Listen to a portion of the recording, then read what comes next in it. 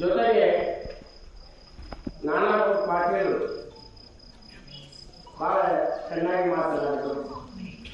ಜೊತೆಗೆ ಪ್ರಾಥಮಿಕ ಸರ್ಕಾರಿ ಸಂಘ ಅಧ್ಯಕ್ಷರಾದಂಥ ಅಸ್ಕಿಯವರು, ಶಂಕರನ ಅಸ್ಕಿಯವರು, ಮತ್ತೆ ಸಿದ್ದರಾಮ ಅಸ್ಕಿಯವರು, ಇನ್ನೂ ಬಹಳಷ್ಟು ಜನ ಇಲ್ಲಿ ನನಗೆ ಬಹಳಷ್ಟು ಪರಿಚಯ ಇರ್ತಕ್ಕಂಥ ಎಲ್ಲ ಗುರು ಹಿರಿಯರೇ, ವಿದ್ಯಾರ್ಥಿಗಳೇ ಎಲ್ಲ ಬಹಳ ಜನ ಎಲ್ಲರನ್ನ ಈ ಸಭೆಗೆ ಸಮಾರಂಭಕ್ಕೆ ಹೆಸರನ್ನ ಹೇಳದ ಎಲ್ಲರನ್ನ ತುಂಬ ಹೃದಯದಿಂದ ಈ ಸಮಾರಂಭಕ್ಕೆ ನಾನು ಆ ಅವರು ನನಗೆ ಎಲ್ಲರನ್ನ ಮತ್ತೊಮ್ಮೆ ಮೊದಲನೇ ಈ ಸಭೆಗೆ ನಾನು ಬರಮಾಡ್ಬೋದ.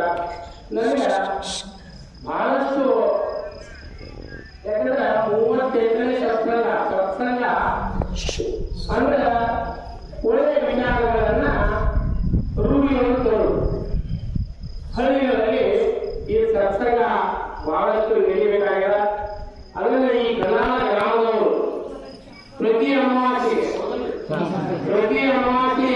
ಈ ಸತ್ಸಂಗ ಕಾರ್ಯಕ್ರಮವನ್ನ ಮಾತಾಡ ಬಹಳಷ್ಟು ನನಗೆ ಹೆಮ್ಮೆ ಆಗ್ತದೆ. ಇಂಥ ಗ್ರಾಮ ಸೊಕ್ಕಲಾದಂತ ಮತ್ತ ಜನರಲ್ಲಿ ಒಳ್ಳೆಯ ವಿಚಾರಗಳನ್ನು ತುಂಬುವುದರ ಸಂಪ್ರದಾಯ. ಯಾಕಂದ್ರೆ ವಿದ್ಯಾರ್ಥಿ ಹೇಳಿದ್ರು, ಅವ್ರು ಮಾತನಾಡುವುದು ನನಗೆ ಹುಚ್ಚಿಡಿದೆ ಪಾಟೀಲ್ ಹೇಳಿದಾಗ. ಯಾಕಂದ್ರೆ ಇಷ್ಟು ಚೆನ್ನಾಗಿ ಮಾತಾಡ್ತಾರೆ ಕೇಳಿದೆ. ಅವರೇ ಹೊಸ ಮುಖಗಳನ್ನು ನೋಡಿದ್ರೆ ಎಲ್ಲ ವಿದ್ಯಾರ್ಥಿಗಳನ್ನ ಅನುಭವಿಸಿದ್ದಾರೆ. ಮತ್ತೊಮ್ಮೆ ಮತ್ತೆ ಮೀಟಿಂಗ್ ಹೋಗಿ ಅನ್ನುವಂತಕ್ಕಂಥ ವಿಚಾರ ಬರ್ತಾ ಇದೆ. ಏನಿದೆ ಇದು ಒಳ್ಳೆಯ ಸಂಪ್ರದಾಯ. ಒಂದು ಮಾತು ಬರ್ತದೆ, ಹಿಂದೆ ಸಂಸ್ಕಾರ ಆಗಿತ್ತು, ಶಿಕ್ಷಣ ಇರಲಿಲ್ಲ. ಸ್ವಲ್ಪ 50 ವರ್ಷ 100 ವರ್ಷ ನಾವು ಹಿಂದೆ ಹೋದ, ಹಿಂದೆ ಸಂಸ್ಕಾರ ಇತ್ತು, ಶಿಕ್ಷಣ ಇರಲಿಲ್ಲ. ಇನ್ನು ಶಿಕ್ಷಣ ಬಂದಿದೆ, ಸಂಸ್ಕಾರ ಕಡಿಮೆ ಆಗ್ತಾ ಇದೆ.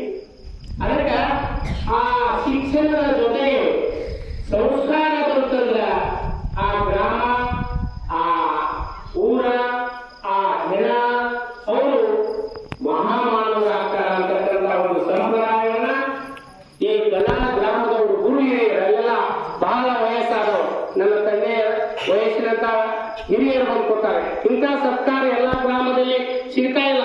ಬಹಳ ಶ್ರೀಮಂತರು ಇರ್ಬೋದು, ದೊಡ್ಡವರು ಇರ್ಬೋದು. ಈ ಸತ್ಸಂಗ ಅಂತಕ್ಕಂಥ ಮಾತ ಬಹಳಷ್ಟು ಬರ್ತದ. ಅದಕ್ಕೆ ಶಿಕ್ಷಣದ ಜೊತೆಗೆ ಸಂಸ್ಕಾರ, ಶಿಕ್ಷಣ ಇರಬೇಕು, ಶಿಕ್ಷಣದ ಜೊತೆಗೆ ಸಂಸ್ಕಾರ ಬೇಕು. ಯಾಕಂದ್ರೆ ಶಿಕ್ಷಣದ ಜೊತೆಗೆ ಸಂಸ್ಕಾರ ಇರಲಿಲ್ಲ ಅಂದ್ರೆ ನಾವು ಬಹಳಷ್ಟು ಕೆಳಮಟ್ಟಕ್ಕೆ ಹೋಗ್ತೇವೆ. ಅದಕ್ಕೊಂದು ಮಾತ ಹೇಳ್ತೀನಿ ನಾನು, ಹೆಂಗಿದೆ ಶಿಕ್ಷಣಕ್ಕೂ ಮತ್ತು ಸಂಸ್ಕಾರ. ಬಹಳಷ್ಟು ಜನ ನಾ ಏನೇ ಕಲ್ತೀನಿ, ಏನೇ ಓದಿನಿ, ಏನೇನೋ ಡಾಕ್ಟರೇಟ್ ಪದವಿ ಪಡ್ಕೊಳ್ಳಿ, ನಾವು ಒಟ್ಟು ಶಿಕ್ಷಣ ತಗೊಂಡು ಒಂದ್ ಕಡೆ ಹೇಳ್ತಾರೆ, ಎತ್ತ ತಂದೆ ತಾಯಿಗಳನ್ನು ಆಶ್ರಯದಲ್ಲಿ ಬಿಟ್ಟು ಸಾಕು ನಾಯಿಗಳಿಗೆ ಬಿರಿಯಾನಿ ತಿನ್ನಿಸುವ ಶ್ರೇಷ್ಠ ಶಿಕ್ಷಣ ಹೊಂದಿದ ಮಕ್ಕಳಿಗಿಂತ ತಂದೆ ತಾಯಿಗಳ ಜೊತೆಯಲ್ಲಿ ಬಡತನದಲ್ಲಿ ಬೆಂಕಿ ಕುಡಿದು ಬದುಕುವ ಬಡ ಮಕ್ಕಳೇ ಸಮಾಜದಲ್ಲಿ.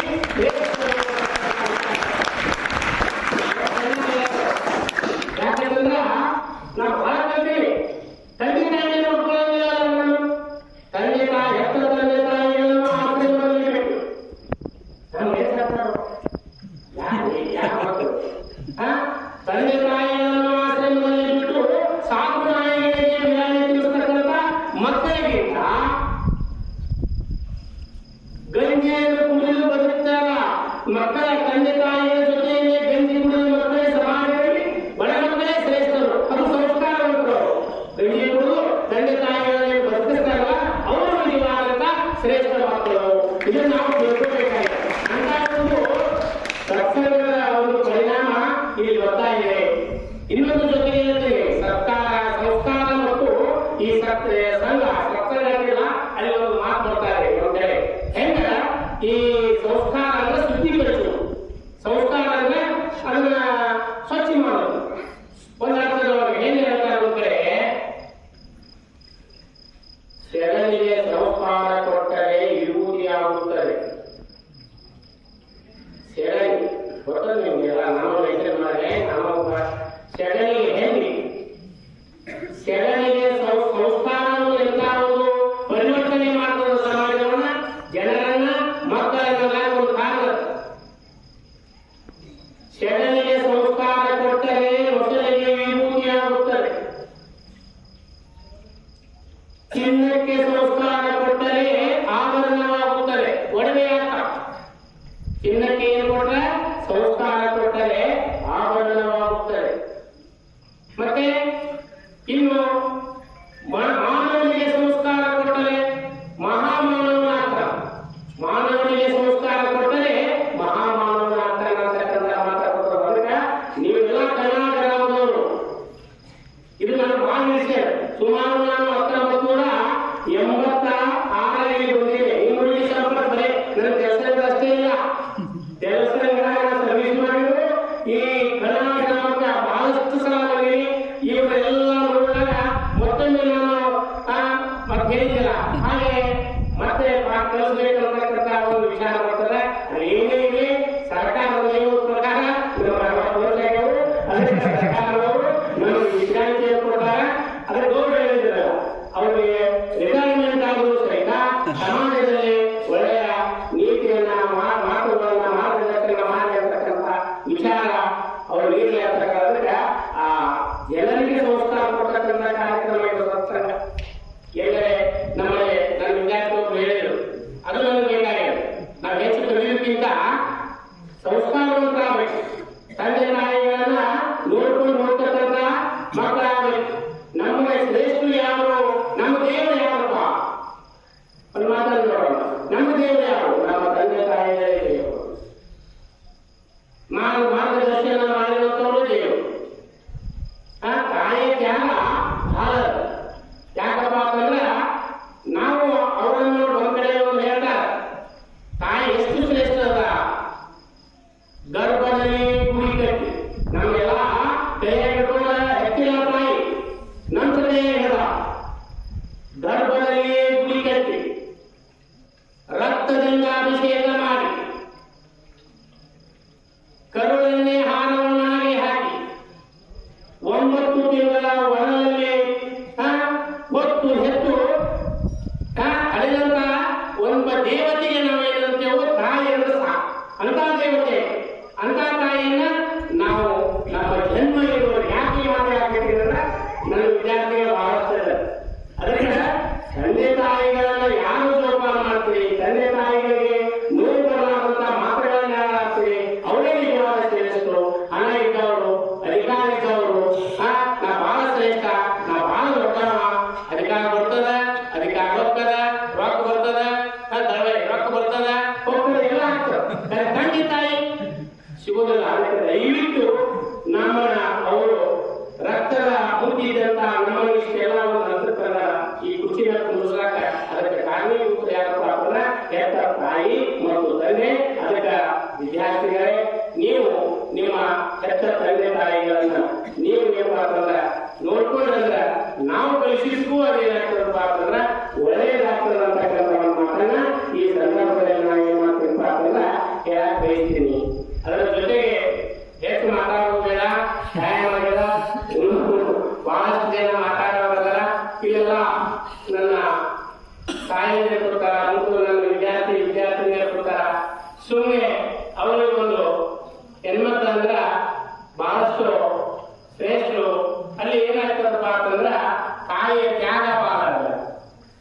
ಅದರ ಜೊತೆಗೆ ಗೆಳತಿ ಒಂದ್ ಕಡೆ ಮಾತಾಡಿ ಹೇಳ್ತಾರ, ಆದಿಬಾರಿನ ಕಂದ ಅಂಗಾಲ ತೊಳೆದೇನ ತೆಂಗಿನ ಕಾಯಿ ತಿರುಗುವುದ ತಕ್ಕೊಂಡು ಬಂಗಾರ ಮೋಡೆ ತೊಳೆದೆ. ಎಂತ ನೋಡ್ರಿ, ಯಾವ ಕಾವ್ಯಕ್ಕೆ, ಯಾವ ಒಂದು ಸಾಹಿತ್ಯಕ್ಕೆ ಗೆಳತಿ ಹಾಡು ಕಡಿಮೆ ಹೇಳಿ ನೋಡೋಣ. ನಿಮ್ಮ ಮ್ಯಾಗ ತಾಯಿ ಹೆಸರ ಒಂದು ಏನ್ ಮಾಡೋದಪ್ಪ ಅಂತಂದ್ರೆ ಆಸೆ ಇತ್ತ. ಆದಿಬಾರಿನ ಕಂದ ಅಂಗಾಲ ತೊಳೆದೆ, ತೆಂಗಿನ ಕಾಯಿ ಕಿಡಿನೀರ ತಕ್ಕೊಂಡು ನನ್ನ ಮಗ ಹೆಸರ ಕೇಳೋದು, ಬಂಗಾರ ಮೋರೆ ತೊಳೆದೆ ಅಂತ ಶ್ರೇಷ್ಠ ತಾಯಿ ನಮ್ಮ ಅಭ್ಯುದಯಗೋಸ್ಕರ ಏನ್ ಮಾಡ್ತಾರಪ್ಪ ಅಂತಂದ್ರೆ ಮಾಡ್ತಾ ಇದ್ದಾರೆ. ಅದಕ್ಕೆ ಆ ತಾಯಿಯನ್ನ ನಾವು ಮರೆಯುವುದು ಬೇಡ ಅಂತಕ್ಕಂಥ ಮಾಡ್ತದ. ಇನ್ನ ಹೆಣ್ಮಕ್ಳು ಎಲ್ಲ ಅಕ್ಕಂಗೆರೆ ನಮ್ಮ ಏನು ಅವರು ಬಯಸ್ತಾರ. ಅದಕ್ಕೆ ಒಂದು ಕಡೆ ತವ್ರ ಮನೆ ಅಂದ್ರೆ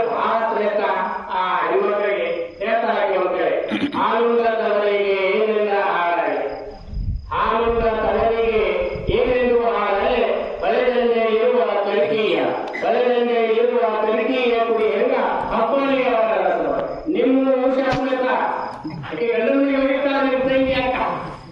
ಆದ್ರೆ ಪ್ರೀತಿ ಯಾರ ಬಳಿ ಅಂತಂದ್ರೆ ನಿಮ್ಮಾಗಿರ್ತದೆ. ರಸಬಳ್ಳಿ ಅಂದ್ರೆ ವಂಶ. ಕರಿಕಿ ಕುಡಿ ಹೆಂಗ ಅವ್ರು ನನ್ನ ಅವ್ರ ಮನೆ ಅಂತಂದ್ರದು ಏನಾಗಲಿ ವಂಶ ಹಬ್ಬಲಿ ಅಷ್ಟು ಒಂದು ನಿರ್ಮಲ ಭಾವ ಅವ್ರಿರ್ತದೆ. ಅದಕ್ಕೆ ಅವರನ್ನು ನೀವು ಚೆನ್ನಾಗಿ ನೋಡ್ಕೋರಿ, ಅತ್ತಂಗಿರನ್ನು ಸಹಿತ ನೀವು ಮರೆಯಬೇಡ್ರಿ ಅಂತಕ್ಕಂಥ ಮಾತನ್ನ ಈ ಸಂದರ್ಭದಲ್ಲಿ ನನ್ನ ವಿದ್ಯಾರ್ಥಿಗಳಿಗೆ ನಾ ಹೇಳ್ತಾ ಇದ್ದೇನೆ. ಜೊತೆಗೆ ಇನ್ನೂ ಒಂದು ತಾಯಿ ಮಗನ ಮೇಲೆ ಎಂತ ಆಸೆಯನ್ನು ಇಟ್ಕೊಂಡ ಅದನ್ನು ಬರ್ತದೆ. ಒಂದು ಮಗನ ಕಡಿಮೆ ಹಾಕೊಂಡು ತಾಯಿ ಹೇಳ್ತಾ ಜೋರ ಹಾಕ್ತಾರ ನಸಿಕಿನಾಗ. ತಾಯಿಗೆ ಮಗನೇ ಶ್ರೇಷ್ಠ. ಸರ್ಕಾರ ಎಂಬುದು ಸಿದ್ದರಾಮಯ್ಯ ಸಹಿತ ನನಗೆ ಹಿಂದ ಮುಂದೆ ನನ್ನ ಮಗನೇ. ಸರ್ಕಾರ ಎಂಬುದು ದರಕಾರ ನನಗಿಲ್ಲ ಹೇಳ್ತಾರ ತಾಯಿ. ಸರ್ಕಾರ ಎಂಬುದು ದರಕಾರ ನನಗಿಲ್ಲ, ಸರ್ಕಾರನಾಗ ಸರಿಪಾಲ, ಸರ್ಕಾರನಾಗ ಸರಿಪಾಲ ತರುವ ಮಗನನ್ನ ಮನೆಯ. ನೋಡಿ ಎಷ್ಟು ಚಂದ.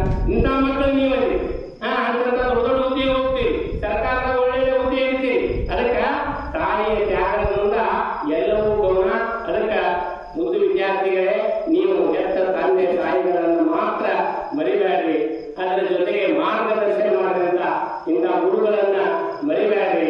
ಅದಕ್ಕೆ ನಿಮ್ಮ ಜೀವನ ಬಹಳಷ್ಟು ಒಳ್ಳೆಯದಾಗಲಿ, ಶ್ರೇಷ್ಠ ಮಟ್ಟಕ್ಕೆ ಹೋಗ್ಲಿ ಅಂತಕ್ಕಂಥ ಮಾತನ್ನ ಈ ಸಂದರ್ಭದಲ್ಲಿ ಹೇಳ್ತೀನಿ. ಇನ್ನು ಒಂದೊಂದು ಸಂದರ್ಭದಾಗ ನಮ್ಗೆ ಯಾಕಪ್ಪ ಅಂತಂದ್ರೆ ಸಮಾಜದೊಳಗ ಸ್ವಲ್ಪ ಅಧಿಕಾರ ಪಾಲಗಳೇ, ಸ್ವಲ್ಪ ಪರಸ್ಪರನ ಸ್ವಲ್ಪ ನಾವು ಚೇಂಜಸ್ ಆಗ್ತೀವಿ. ಹಂಗಾಗೋದು ಬೇಡ. ನಾವು ಶ್ರೇಷ್ಠತೆ ಅನ್ಕೊಳ್ಳೋದು ಬೇಡ. ಸಮಾಜದಲ್ಲಿ ಎಲ್ಲರೂ ಒಂದೇ. ಒಂದ್ ಕಡೆ ಹೇಳ್ತಾರ ನಡೆಯೋದು ಒಂದೇ, ಭೂಮಿ ಕುಡಿಯುವುದು ಒಂದೇ, ನೀರು ಸುಡುವುದು ಒಂದೇ, ಅಗ್ನಿ ಕುಲಗೋತ್ರ ಎತ್ತರದು ಸರ್ವಜ್ಞ. ಸರ್ವಜ್ಞ ಒಂದ್ ಕಡೆ ಹೇಳ್ತಾರ. ನಾವೆಲ್ಲ ಒಂದು ಇದನ್ನ ಇಲ್ಲಿ ಹೋಗ್ತಾ ಇದೆ. ಕರ್ನಾಟಕ ಗ್ರಾಮದಲ್ಲಿ ಯಾಕೆ ಮೆಚ್ಚುಗೆ ಅಂತಂದ್ರೆ ಇಲ್ಲಿ ಯಾವ ರೀತಿಯಾದಂತ ಒಂದು ಏನಪ್ಪ ಅಂತಂದ್ರೆ ಒಂದು ವೈಮನಸ್ಯ ಇಲ್ಲ. ಮೊನ್ನೆ ನಾ SDMC ಒಳಗೆ ಬಂದಿದ್ದೇನೆ ಸರಿಗೆ. ಆ SDMC ಸದಸ್ಯರು ಗೌಡ್ರು ಎಲ್ಲರೂ ನಮ್ಮ ವಿದ್ಯಾರ್ಥಿಗಳಾದ ಗೌಡ್ರು ಹಿರಿಯರಾದ ಬಹಳ ಚೆನ್ನಾಗಿ ಹ್ಯಾಂಡಲ್ ಮಾಡ್ತಾರೆ. ಯಾವುದೇ ನಿಮ್ಮೂರಾಗ ನಾ ಬಹಳ ಸಲ ಕೇಳ್ತೀನಿ, ತಿಳಿದಿರ್ತಾವ. ಯಾವ ವಿಷಯ ಆದ್ರೂ ಸಹಿತ ನೀವು ಬಿಟ್ಟು ಕೊಡಂಗಿಲ್ಲ. ಮತ್ತೆ ನೀವು ಆ ರೀತಿಯಾಗಿ ಅಲ್ಲಿ ಆ ಕಾರ್ಯಕ್ರಮವನ್ನು ಮಾಡ್ತೀರಿ. ಒಕ್ಕಟ್ಟ ಕರ್ನಾಟಕ ಗ್ರಾಮದಂತ ಒಕ್ಕಟ್ಟ ನಾನು ಕಟ್ಬರಿಗೆ ಅಲ್ಲಿ ನೋಡಿ ಕೆಲಸ ನೋಡಿ ನಿಮ್ಮಂತ ಕರ್ನಾಟಕ ಒಕ್ಕಟ್ಟ ಚೊಕ್ಕಟ್ಟ ಶಿಸ್ತಿನ ಊರ ನಾನು ನೋಡಿಲ್ಲ. ನಾನು ಇದನ್ನ ಕಂಡು ನನ್ನ ಜೀವನ ಕೃತಜ್ಞತೆಯನ್ನ ಈ ಸಿದ್ದರಾಮೇಶ್ವರನ ಅಡಿಯಲ್ಲಿ ನಾನು ಪುಣ್ಯ ಮಾಡಿರ್ತಕ್ಕಂಥ ಮಾತನ್ನ ಈ ಸಂದರ್ಭದಲ್ಲಿ ಹೇಳ್ತೀನಿ. ಅದಕ್ಕೆ ಒಂದು ಮಾತು, ಇನ್ನೊಂದು ಮಾತು ಹೇಳಿ ನಾನು ಮಾತು ಮುಗಿಸ್ತಾ ಇದ್ದೇನೆ.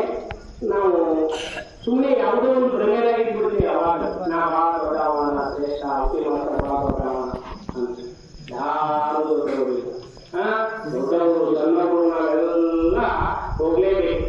ಅದಕ್ಕೆ ನಮಗಿಂತ ದೊಡ್ಡವರು ಒಂದೊಂದ್ಸಲ ಮರಿಯಾಗಿರ್ತಾರ. ಸೂರ್ಯಚಂದ್ರರೇ ತಮ್ಮ ಅಸ್ತಿತ್ವವನ್ನು ಕಳ್ಕೊತಾರೆ ಟೈಮ್ ಬಂದಾಗ. ನಾವೇ ಅದಕ್ಕೆ ಒಂದು ಕಡೆ ಬಿಟಿ ಲಲಿತಾ ನಾಯ್ಕ ಅವರು ಕವಿತೆ ಮಿಶ್ರವಾಗಿ ಬಿಟಿ ಲಲಿತಾ ನಾಯ್ಕ ಒಂದು ಕಡೆ ದುಡು ಬುರಂಗಿ ಅಂತಕ್ಕಂಥ ಒಂದು ಕವಿತೆಯನ್ನು ಬರೀತಾರೆ. ನಾ ಮೇಲಿನವನು ದೊಡ್ಡವನು ಎಂದು ಮೆರೆದಾಡಲೇ ಗೆಳೆಯ, ನಾ ಮೇಲಿನವನು ದೊಡ್ಡವನು ಎಂದು ಮೆರೆದಾಡಲೇ ನಿನಗಿಂತ ಮಿಗಿಲು ದಾರುವುದು ಸುಳ್ಳು ಬುರಂಗಿಯಲ್ಲಿ ಹೊರಗಡೆಯಿಲ್ಲ. ಬಲು ದೊಡ್ಡ ಚಂದಿರನು ಇವರೆಲ್ಲ ಬೆಳಗುವನು, ಹಗಲ ಕಿರಣದಲ್ಲಿ ಮರೆಯಾಗುವನು. ಬಲು ದೊಡ್ಡ ಚಂದಿರನು ಇವರೆಲ್ಲ ಬೆಳಗುವನು, ರಾತ್ರಿ ಎಲ್ಲ ಬೆಳಗ್ತಾನ, ಹಗಲ ಕಿರಣದಲ್ಲಿ ಮರೆಯಾಗುವನು. ಉಳಿಯುವ ಸೂರ್ಯ ಅವಗಿಂತ ಹಿರಿಯನು, ಇರುಳ ಶರೀರದಲ್ಲಿ ಮರೆಯಾಗುವನು. ಅವನ್ನೆಲ್ಲ ಮರೆಯಾಗ್ತಾರೆ. ಹಗಲತ್ನಲ್ಲಿ ಅಷ್ಟೇ ಸೂರ್ಯನ ಕೆಲಸ ಪವರ್ಫುಲ್. ರಾತ್ರಿ ಅವು ಅವಾಗ ಟೈಮ ಇರಿ. ಅದಕ್ಕೆ ಮತ್ತೆ ಚಂದ್ರ ಬರ್ತಾನೆ, ರಾತ್ರಿ ಎಲ್ಲ ಬೆಳಗ್ತಾನೆ. ಹಗಲತ್ನಾಗ ಅಂತಿಂತವ್ರು ಗೌರವ ಆಗ್ತಾರ, ದೊಡ್ಡವರಾಗ್ತಾರ. ಮತ್ತೆ ಈ ಮನುಷ್ಯ ಅಥವಾ ಈ ಮಾನವ ಆ ಸ್ವತ್ತನ್ನು ಪಡೆದಾಗಿ ಎಲ್ಲರನ್ನ ಕರ್ಕೊಂಡು ನೀವು ಮಾಡ್ರಿ ಅಥವಾ ಕರ್ಕೊಂಡು ಊಟ ಮಾಡ್ರಿ ಅನ್ನೋದೇ ಈ ಒಂದು ದುರುಪಯೋಗ ಒಂದು ಏನಪ್ಪ ಅಂತಂದ್ರೆ ಉದ್ದೇಶ ಅಲ್ಲ. ಅದಕ್ಕೆ ನಾನು ಬಹಳ ಹೆಚ್ಚ ಈ ಸಂದರ್ಭದಲ್ಲಿ ಹೇಳಂಗಿಲ್ಲ. ಯಾಕಂದ್ರೆ ನಮ್ಮ ಆದರ್ಶರು ನಮ್ಮ ಗುರುಗಳು, ಇವು ಗುರುಗಳು ನಂಬಿಕೆ ಆಗಿ ಕಲ್ತಾರೆ. ನಮ್ಮ ಗುರುಗಳು ನಂಬಿಕೆ ಆಗಿ ಕಲ್ತಾರ. ಅದಕ್ಕೆ ಇವ್ರು ಇಟ್ಕೊಂಡು ಎಲ್ಲರೂ ನಂಬಿಕೆ ಆಗಿ ಕಲ್ತಾರ. ಬಹಳ ನನಗೆ ಸಂತೋಷ ಆಗ್ಯದ.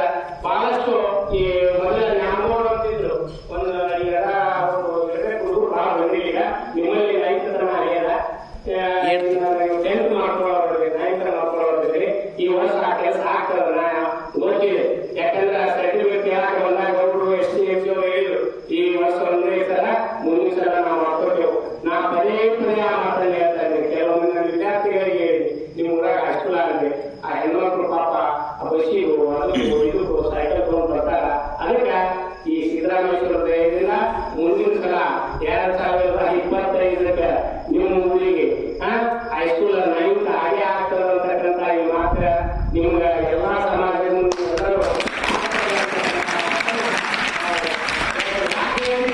ಅದನ್ನು ಗೊತ್ತು. ನಾನು ಬಹಳ ಹೇಳಿ ಆ ಕಡೆ ವಿಜಯಪುರ ನಿಮ್ಮಲ್ಲಿ ಬಹಳ ಒಕ್ಕಟ್ಟ ಏನೇನೇ ಮಾಡ್ರಿ ನೀವು. ಆಗ ಊರಿಗೆ ಏನಾದ್ರು ತರಬೇಕಾದ್ರ ಊರಿಗೆ ಒಂದು ಸ್ಯಾಂಕ್ಷನ್ ಮಾಡ್ಕೊಂಡು ಬರ್ಬೇಕಾದ್ರ ನೀವೆಲ್ಲರೂ ಒಂದಾಗ್ತದೆ. ಅದು ಗೊತ್ತದ ಏನು ಇರಲಿಲ್ಲ ಸೊಸೈಟಿ ಅಂತ ಮಾಡ್ಕೊಂಡಿವಿ, ಒಳ್ಳೆ ಒಳ್ಳೆ ಬಿಲ್ಡಿಂಗ್ ಮಾಡ್ಕೊಂಡಿವಿ, ಸ್ಕೂಲ್ ಮಾಡಿವಿ. ಅದಕ್ಕೆ ನೀವೆಲ್ಲ ಮನಸ್ಸು ಮಾಡಿದ್ರೆ ಕನ್ನಡ ಗ್ರಾಮ ಒಂದು ಸುಸಜ್ಜಿತವಾದಂತ ಗ್ರಾಮ ಆಗ್ತದ ಅಂತಕ್ಕಂಥ ಮಾತಿನಲ್ಲಿ ಎರಡು ಮಾತಿಲ್ಲ. ಅದಕ್ಕಾಗಿ ನಾನು ಇಲ್ಲಿ ನನ್ನ ಕರೆಸಿ ಇಲ್ಲೇನಪ್ಪ ಅಂತಂದ್ರೆ ನನಗ ಬಹಳ ಆತ್ಮೀಯತೆ ತೋರಿದೆ. ಅದು ನನಗ ಸ್ವರ್ಗ ಯಾರ್ಯಾರ ಅಂತಂದ್ರ ಎಲ್ಲಿ ಸ್ವರ್ಗ ಇಲ್ಲ. ಸ್ವರ್ಗ ಕರ್ನಾಟಕ ನನ್ನ ಜನ್ಮ ಎಷ್ಟು ಆತ್ಮೀಯತೆ ಇಷ್ಟು ಆತ್ಮೀಯತೆ ಅಂದ್ರ ನನಗ ಬಹಳ ಖುಷಿ ಆಯ್ತು. ಅದಕ್ಕೆ ನಾನು ಏನು ಬರಾಗ ಬೈದು ಜಲ್ದಿ ಮಾತಾಡ್ತೀನಿ ಈ ಮಾತಾಡಿ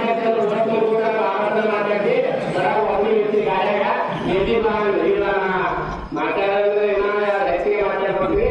ಲೇಟ್ ಆಗೋದಕ್ಕ ನಾನು ಕರ್ನಾಟಕ ನಮಸ್ಕಾರ ನಾನು ಅವರೆಲ್ಲರೂ ನೋಡ್ಕೊಂಡು ಬರ್ತೀನಿ ಅಂತಕ್ಕಂಥ ಮಾತನ್ನ ನಾನು ಜನತೆಗೆ ಹೇಳಿದ್ದೀನಿ. ಅದಕ್ಕೆ ನಾನು ಧನ್ಯನಾಗಿದ್ದೇನೆ.